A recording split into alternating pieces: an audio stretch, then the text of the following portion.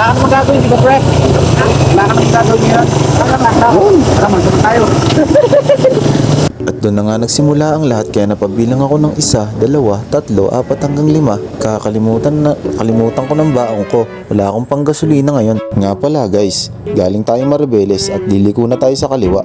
Ang tawag nga pala sa lugar na ito, Alauli, Pilar, Bataan.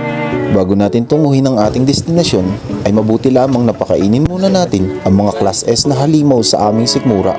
Alam ko naman na walang sabaw ng nilagang talong dito dahil ang mga katulad ko lang na badyaw ang kumakain nun. Ganun pa man, shoutout sa inyo ating tendera, napakasarap ng pagkain nyo. Lasang-lasa ang pamintang durog, pati ang patis. Dumilat si Yomi sa sobrang sarap. Pupunta na tayo ngayon sa ating destinasyon. Mula dito ay makikita na ninyo ang bundok ng Mount Samat. Mount na nga, bundok pa. So ayan, nag-aaya na ang aking pinakalumang kaibigan na magpagasolina. Huwag na huwag kayong pupunta ron guys. Nakulang ang gasolina ninyo para iwas na rin sa aberya. May barya po ba kayo sa 100? Full tank nga po 20. Hindi kalayuan ay mayroon din palang pagasolinahan dito. Kaya mas nakakatakot pa matuyuan ng laway kaysa matuyuan ng gasolina. Ito na nga pala ang pinakahuling kanto na papasukin natin patungo sa Monsamat. Kaya kayo nang bahala tumingin sa mga signboard na pwede ninyong maging basihan o maging palatandaan. Maganda na pala ang daanan dito. Ayos na ayos, hindi kagaya noon. Siguro may 1 dekada na mula nung huling pumunta ako rito. Sa totoo lang ay pangatlong beses ko na ngayon napupunta, pero ang pinakauna-unahang punta ko rito ay naaalala ko pa rin.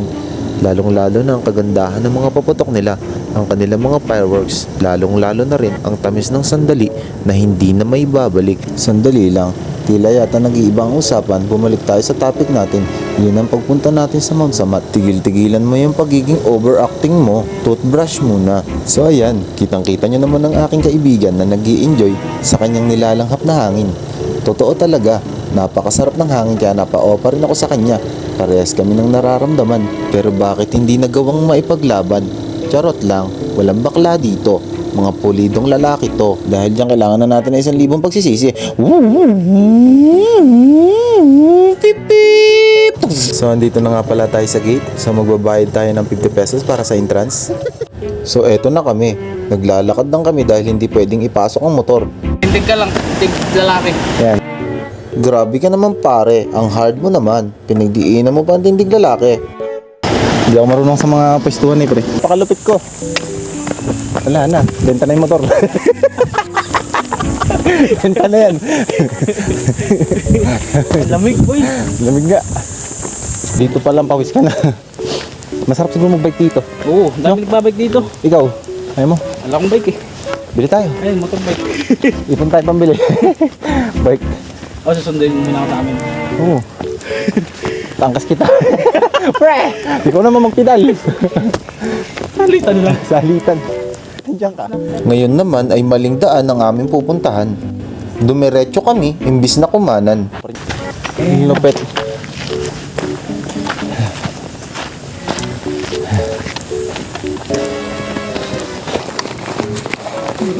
Naalala ko tuloy. Bakit? Di ba nasa baba tayo? Doon naglalakad yung dalawa. Ano ganyan-ganyan kay? Tapos may ako na. Sabi niya, oh, yan na nga. Yan na nga. Ayaw pa kasi biglayin eh. Pag ganun-ganun ka pa daw. Ngayon naman ay pinagsabihan kami ng gwardiya na exit pala ito. Saan tayo? Doon, sa dinadaanan natin kanina. Ah, pataas doon. Wrong way. So eto na nga, tatati, bumalik na tayo sa tamang daanan na ating pupuntahan. Mali pala ito, bakit pa natin tinuloy? Hindi maling umibig sa isang tao, nagiging mali lang ito kapag mali ang panahon at ang oras. Tama na yung hugot-hugot na ito. Tara na sa CR at magbabawas ako ng sama ng loob. Dito sa Bataan, naglalakad-lakad ako. Tapos gusto ko sanang itanong kung ay, sir. Anong klaseng baril po yan? Itong atomic pilay gun. Napakabulok na eh, parang pipilay-pilay eh. Mukhang Naman ako yung gumawa niyan eh. sino po ba gumawa niyan? Oo nga eh. Bulok yung pinaka-model pero halika, papakita ko sa yung ginawa ko. Ah, meron pa po kayong bago? Oo, sumunod ka sa akin. Ito ang tumalo sa Kastila. Talaga, sir? Oo. Aba. Di ba napakarami ng Kastila nun?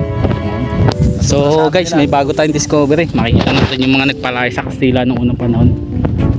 Sir, ano po bang history ng papakita yung baril? Kakaiba to. Iba yung balang nilalagay dito. Ah, ganun po ba? Oo. Mukhang excited na. Ito ang excited kanyon na sa- umubos sa mga Hapon. Alright. Papakilala ko sa inyo ang kanyon na umubos sa mga Hapon. Ano po yan, sir? Ito ang super concrete. Super halo. Yan ang gumawa ng Montaman. Kakalula up. At eto na nga, bababa na nga tayo ngayon sa exit dahil hindi nagpapapasok ngayon sa loob ng cruise ang malas. Sa Bistamol. Sa may ano? Anong pangalan ng ano? Ang layo ah. Ay, Korenet Kansantandaner. okay. Harigato koroshop. Sanggano. So ito na nga, hindi rin kami pinayagan na makapasok sa museum. Babawi na lang ako sa susunod na punta ko. Ganda. Mount Samat. Alright guys, dito tayo ngayon sa Mount Samat. Tamang gala, tamang lakad lang. Uy, nakita ko. Sir, pwede magtanong. Pwede. Ano po yung baril na yan? Ha? Ano po yung baril na yan? Ang baril nito, for my picture wipe. Bakit po? Kasi sa kanya ko lang ipuputok. Tamis talaga. Tamis lasa ng lasa ang ice cream sa Mount Samat. Hanggang dito na lang at maraming salamat sa mga nanood. Sana'y lagi kayo nasa mabuting kalagayan. Bye-bye!